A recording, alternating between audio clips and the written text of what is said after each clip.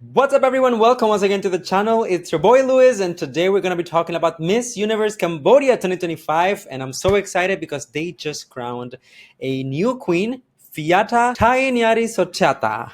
I hope I got that right. And one of the reasons why I'm so excited to talk about this topic is because I was able to be one of the judges for this particular pageant up until the prelims before they had to postpone the entire thing, and then we all had to go separate routes. Well, the coronation night has finally happened, and I'm very excited to give you guys all my thoughts and opinions about every single segment of finals, especially when it comes to the winner. And I will also be dropping some behind the scenes tea and information that you guys wouldn't have access to otherwise. So if you enjoyed this video and find some sort of value in it, make sure that you drop a like on the video, please. Subscribe to the channel for more content like this one almost every single day. And of course, express yourself as well in the comment section down below. All right, so without further ado, let's get right into it. All right, guys, so naturally we're going to start with the introduction, or I guess it also serves kind of like the opening numbers. So let's get into it, and I'll share with you guys my thoughts about this. There they are. They look so cute in these outfits that they came up with for the opening. I'm really on board with this.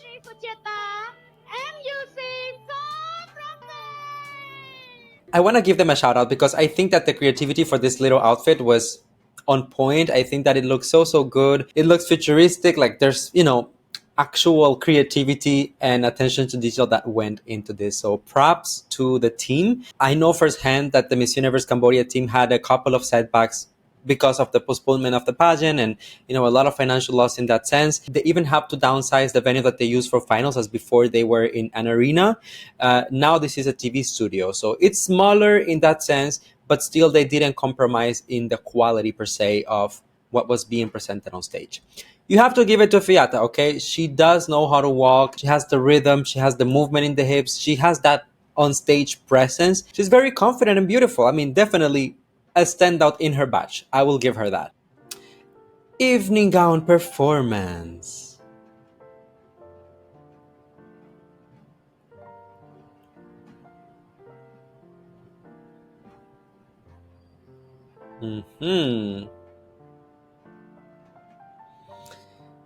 She has really toned down her performance here for this particular segment. As you guys can tell, in the opening, she had so much energy and she was like carrying herself with, it was almost like up tempo.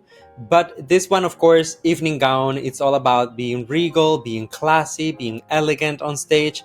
And she's doing that very well. This is a beautiful dress. I think that she looks stunning in it. To be honest, for some reason, I feel like I've seen her wear something better before. Like she has had more intricate dresses, but this is stunning nonetheless.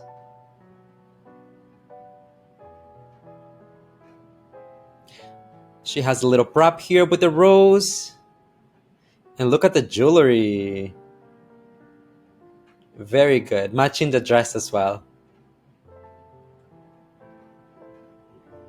I really like the setup and how they have everything with the flowers and like the little lights. Almost feels like they're walking on a park at night, like a beautiful garden full of roses. And I love that they have the little props as well with the flowers, like they're carrying a rose when they're walking around.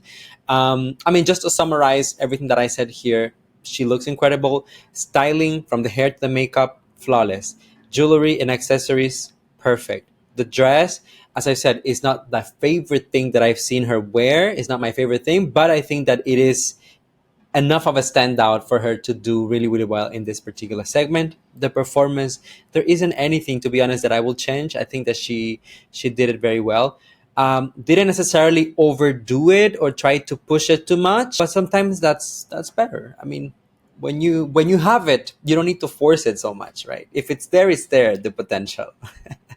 It's very sexy. It's very revealing. Like you can see the sides, kind of playful. Anyways, okay, now we're moving into the Q&A round. Let's see how I can do this. សម្រាប់ MUC 07សំណួរសួរថាតើដានជើងប្រព័ន្ធ Digital Footprint ជាអតិពលអ្វីខ្លះទៅកាន់អ្នកប្រើប្រាស់សំណួរម្ដងទៀតសួរថាតើដានជើងប្រព័ន្ធ Digital Footprint ជាអតិពលអ្វីខ្លះទៅកាន់អ្នកប្រើប្រាស់សូម អញ្ជើញ Okay, so I'm under the impression that the question is gonna be asked in Khmer, but the answer that she will give will be in English. So I should be fine to criticize the answer. Just you guys specify in the comment section what is it about the question. I think it's something about digital footprint. To So me, digital footprint, you can use it in the right way or in the wrong way. So if you leave the good point to teach the young generation after your footprint, they will take it as the lesson and learn to correct their life. But if you use it to make the negative point, then they will start to continue your footprint as well.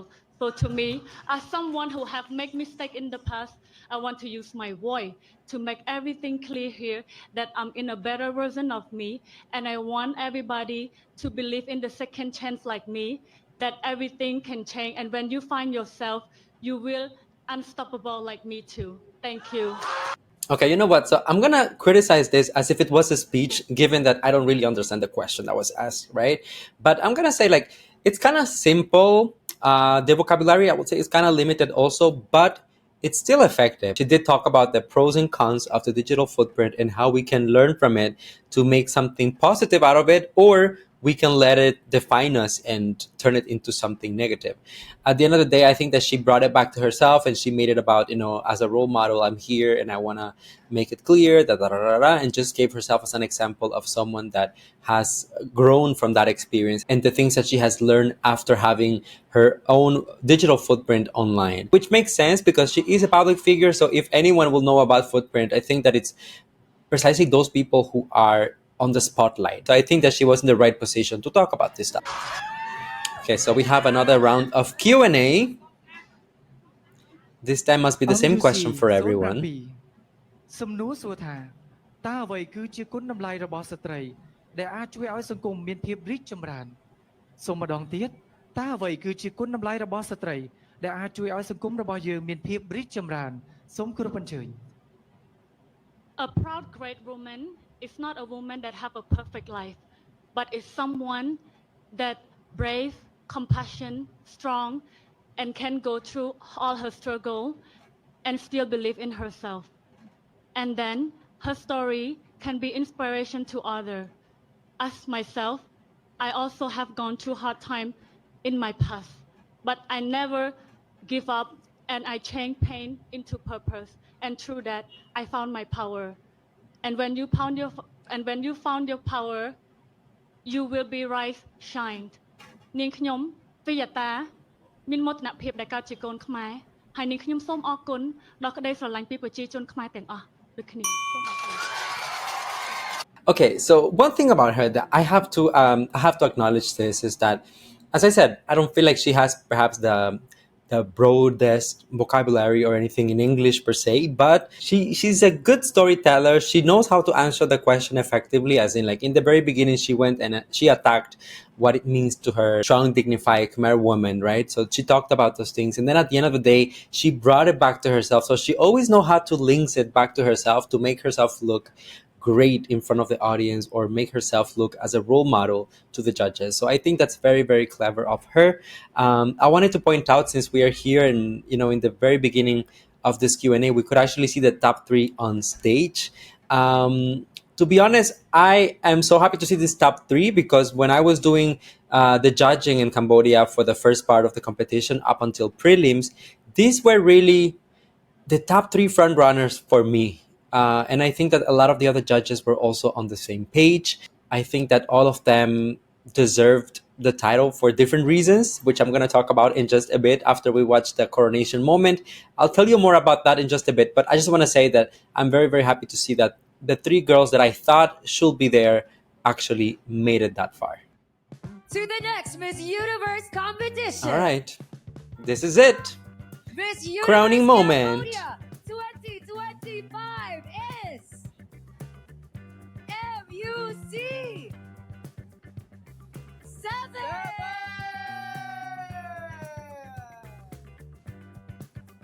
7. Her reaction is like she cannot believe it. They're both in denial. She's in denial. The first runner up is in denial also.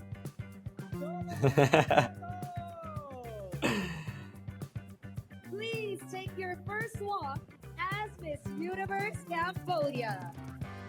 I wonder if she But expected before this to that, happen. let's welcome Prasad Kavin, our The Miss Universe Cambodia. There she is. Okay, so I'll give you guys a couple of informations and things that are from the behind the scenes, basically, that I think are pertinent in this case. But as I said, just to be fully honest, fully transparent with you guys, Fiyata was considered a front runner since the beginning. I remember she really, really, really impressed me during the closed door interviews. Of course, we were at the time like a lot of judges, maybe like 7, 8 judges, maybe even more. So, of course, different judges had different favorites, but she did leave a long lasting impression, in my opinion, especially since at the time, like only a handful of the girls actually spoke English. So, as I was a judge and I only understood English, they had like a translator with me who was helping me out. And I was surprised by the fact that, oh, she actually did her interview in English. So, that was very, very impressive for me. Regardless of how you feel about her, you cannot deny that the performance, the stage presence, the technical aspect, like she has prepared for this moment, and she is not one of those girls who came into this competition already with a pageant experience or an international experience. This is her first attempt, and she's getting it, and I feel like she has put in the work to deserve it, basically. Now, I saw a lot of commentary online of people who were saying that the crown should have gone to Peach, or that maybe the first runner up was better suited. And I'll be, again, fully transparent with you guys. Since that time, when I was there with the other judges, I had a feeling that based on the impressions and the different conversations that I had with different people, different judges, and whatever, the one that they were seeing as a front runner for the crown at that time was the first runner up, the girl who ended up getting the first runner up position. But then I thought that since the pageant was postponed and there was like a dead period in between, that maybe things changed. I also thought, to be honest, that the whole dynamics with Nawat and Miss Universe Thailand, and all of the things that went down, like both on a political level but also just on dynamics with Miss Universe Thailand and the Miss Universe International Organization, I thought that maybe that kind of changed things around. For a while, I thought it's going to be Peach, because Peach was going like head to head with Nawat, and that's something that showcased so much courage.